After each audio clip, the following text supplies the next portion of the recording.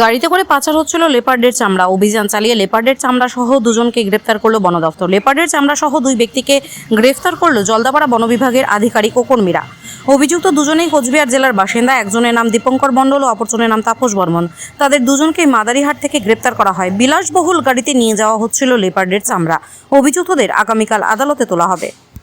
Srima clinic ও Dinhata health care সেন্টারে রোগী দেখছেন প্রখ্যাত চিকিৎসক doctor Ujjwal Acharya, ex senior house surgeon, স্ত্রী ও প্রসূতি রোগ মেডিকেল অফিসার, দিনহাটা মহকুমা হাসপাতাল। এছাড়া এখানে একই ছাদের তলায় রয়েছে আল্ট্রাসোনোগ্রাফি, ফিজিওথেরাপি, ল্যাবরেটরি, ওষুধের দোকান, ডিজিটাল ইসিজি ও বন্ধ্যাত্ব রোগীদের পরামর্শ শিবির। নাম লেখাতে যোগাযোগ করুন 7076464165 এবং 9647600660। শ্রীমা ক্লিনিক ও Dinhata health care centre, Dinhata.